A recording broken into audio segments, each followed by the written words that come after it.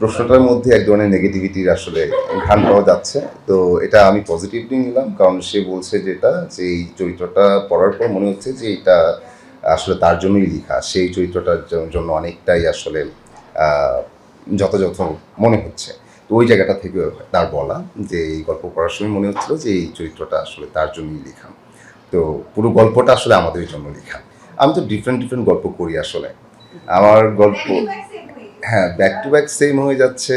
আবার কিছুটা হয় এরকম যে আসলে গল্প আসতে হবে। তো দেখা যায় যে প্রায় সময় অনেক গল্প আসে তার মধ্যে থাকে নানা রকম চরিত্রেও আ প্লে করার সুযোগ থাকে। কিন্তু তখন মনে হয় যে গল্পটা ঠিকঠাক দাঁড়াচ্ছে না। তো গল্পটা যখন যথাযথ মনে হয় না তখন আসলে ওই চরিত্রটার প্রতি লোভ হলেও আমি কাজটা করতে পারি না। তো এটা হয়। আর যেটা হচ্ছে যে বনলতা সেনের যেই খায়রুল বাশার আর ইরার পদ্মে যে পদ্ম এখানেও অনেক আলাদা আসলে।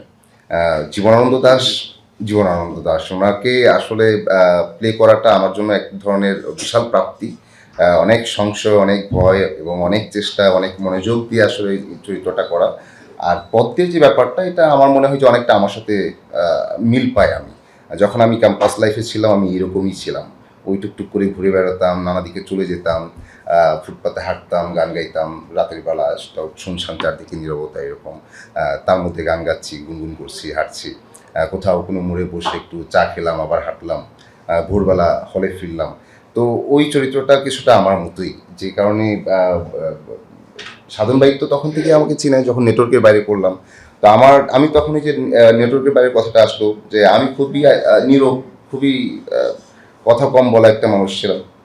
এই যে এখন অনেক কথা বলি মাইক্রোফোন পেলেও কথা বলছি। এভাবে কথা বলতে পারতাম না তখন। তখন যখন এই মুন্না চরিত্রটা আমাকে দিল নেটওয়ার্কের বাইরে, তখন মনে হচ্ছিল যে আমার রিভার্স। তো আমিও খুব আসলে তখন আনন্দ পাচ্ছিলাম এবং আমার পরিচালক মিজানুর রহমান আরিয়ান ভাই, উনাকে আমি বারবার বলছিলাম, "ভাই আপনি কিভাবে এটা ভাবলেন?" সবাই তো ভাবে বাসার চুপচাপ, তো তাকে একটা চুপচাপ চরিত্রের মধ্যেই রাখি। হ্যাঁ, একটু নিরীহ, একটু অসহায়, হ্যাঁ, একটু বেকার, টাকা পয়সা নাই, সংগ্রাম করে যাচ্ছে, হ্যাঁ, হয়তো বিদেশ যাবে, হ্যাঁ, জায়গা জমি বিক্রি করে বাবা বিদেশ পাঠাচ্ছে, খুব স্যাড। এই ধরনের চরিত্রে সবাই চিন্তা করে। আপনি কেন এরকম একটা রিভার্স চরিত্রে চিন্তা করলেন? তখন আমাকে উনি বললেন যে, "তোমার ক্লোজআপ কাছে আসার গল্প দেখার পর মনে হলো যে তুমি অভিনয়টায় ঠিকঠাক।" এটা ভাই বলছিলেন আরকি। তো যে অভিনয়টা তুমি যেই আ নীরবতা দিয়ে আমাদের ধরে রাখছো সেটা তো আসলে খুব ইজি না। তো আমার মনে হয় যে ওই মাপটা যেহেতু তুমি বোঝো, তো এই চরিত্রের মাপটাও তুমি ঠিকঠাকই বুঝবা। তো তোমাকে আমার বেশি মনে হয়েছে যে এই চরিত্রে কাকে দিব তখন আমার কাছে মনে হচ্ছিল যে এই চরিত্রটার জন্য তোমাকেই দরকার। তো ওই যে লাকি যে আমি সেই চরিত্রটা করতে পারলাম। তো অনেক ধরনের চরিত্রই আসছে জীবনে। ডিটেকটিভ চরিত্র বা এই হয়তো সেটা যেমন আমি নিখোঁজের যদি বলি, উল্লেখ করতে পারি নিখোঁজ আমার ভীষণ পছন্দের। তো সেখানে একটা ছোট্ট চরিত্র ছিল। চরিত্র ছোট্ট বলে কিছু নাই। মানে আমার কাছে মনে হচ্ছিল যে গল্পটায় এই চরিত্রের প্রভাব অনেক বড়। তো আমি ওই কাজটা যখন করি তখনও আসলে প্রশংসা পাই যে বাশারকে এই ধরনের চরিত্রে আগে চিন্তা করিনি। তো আমার মনে হয় যে আপনারা দোয়া রাখবেন যেন এরকম অনেক চিন্তা করেন নাই টাইপের চরিত্র যেন আমি করতে পারি। সে চেষ্টা আমার থাকবে এবং চেষ্টাটা আছে। ইনশাআল্লাহ আমার ওই চেষ্টাটুকুই আমার হাতে আছে। এছাড়া কিছু নাই। আরেকটা হচ্ছে যে আপনাদের উৎসাহ, আপনাদের ভালোবাসা এটা নিয়ে ইনশাআল্লাহ ভালো কিছু হবে সেই আশা রাখি। আ পদ্ম ইরাকে নিয়ে কি বলব? ইরার প্রতি তো সে খুব মনোযোগী না আসলে। বাট এটা আপাত দৃষ্টিতে মনে হয়। কিন্তু পদ্ম আসলে সবকিছুতে অনেক বেশি মনোযোগী। সেই অনেক বিষয়ে মনোযোগ থাকার কারণে আসলে ইরাকে মনোযোগটা একটু কম দিতে পারে। এটাই ঘটে আরকি।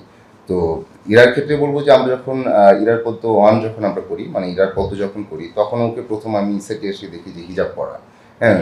বোরকা পরা। এভাবে আগে দেখি নাই। এবং তখনই মনে হচ্ছিল যে এই চরিত্রটা একটু আলাদা এক ধরনের ভাইব দিবে এবং এটা হয়তো সাতমিমার যেসব চরিত্র করে আসা, তার মধ্যে এই চরিত্রটা একটু বিশেষ উল্লেখযোগ্য হবে এরকম।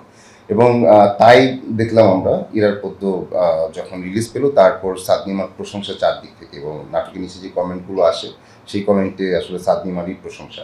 কারণ তাকে অনেক ইনোসেন্ট লাগছিল এবং তার যে ক্রাইসিসটা সেই ক্রাইসিস নিয়ে সে খুব দৌড়ঝাঁপ করছিল আরকি। আ তো সেই দৌড়ঝাঁপটা দেখতেও আসলে খুব ভালো লাগছিল। হ্যাঁ, তো চরিত্রটা সে খুব চমৎকার প্লে করেছে। তো আ এটাতেও ইরার পদ্য 2 তেও সে দারুণ ছিল। সামনে যদি এই কাজের পরে যে পরিচালক মনে করেন যে না গল্পটা আরও সামনে আগানো দরকার, তো তখন 3 তেও সে দুর্দান্ত করবে এবং সাদনিমা বরাবরই দুর্দান্ত করে যাক সেই প্রত্যাশা রাখি। আচ্ছা, দর্শকের প্রত্যাশার ব্যাপার যদি বলি, যে আমরা যে কমেন্টগুলো পেলাম তাতে মনে হচ্ছিল যে অনেকদিন পর তারা এক ধরনের গল্প পেল, যে গল্পের ভিতর দিয়ে আবার নতুন করে এই ঢাকা শহরের পথঘাট দেখা যায়, একটু আলো বাতাস দেখা যায়, একটু আকাশ দেখা যায়। তো সেটা এই ২ টা চরিত্রের মধ্য দিয়ে। এই চরিত্রটাও আসলে একটু ঘরে থাকতে, থাকতে আসলে বের হতে চায় বারবার। আর আ পদ্মত বাউন্ডুলে টাইপের একটু সন্ন্যাসপনা তার মধ্যে তো আছেই। তো এই ২ টা মানুষের দেখা হয়।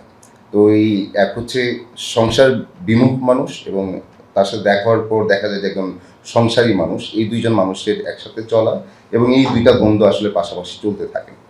আর 2 তে যেটা হবে সেখানে হচ্ছে যে এই ২ টা মানুষের এই টানাপোড়েন ছাড়াও আমরা যেটা শুরু থেকেই চাচ্ছিলাম, যে পদ্ম চরিত্রটার বৈশিষ্ট্যগুলো এরকম যে সে একটু কৌতূহলী। সে আ যে বিষয়গুলো আমরা ঠিক খেয়াল করি না, সেই বিষয়গুলো খেয়াল করে, এবং সেই বিষয়গুলো নিয়ে সে বেশি সিরিয়াস। তো এরকম আ দর্শকও আসলে তখন কৌতূহলী হয় তার সাথে, সাথে যে আসলেই তো ব্যাপারটা, এটা তো আমি ভাবি নাই, বা এভাবে তো দেখি নাই। এত উদাস হওয়া যায় নাকি? বা এরকম একটা সামান্য বিষয়, এটা কিভাবে আমরা এড়িয়ে যাই? পদ্ধতি এড়িয়ে যায় নাই। তো এই বিষয়গুলো সামনে চলে আসে। তো এই সামনের যেই আমাদের আসছে নিরাপদ 2, সেখানেও এরকম নানা রকম অসঙ্গতি, নানা রকম কিছু প্রশ্ন, এবং যে বিষয়গুলো আমরা খেয়াল করি না, আমাদের মনে হয় যে আমাদের খেয়ালে সেই ব্যাপারগুলোকে আবার আ আ নিয়ে আসবে।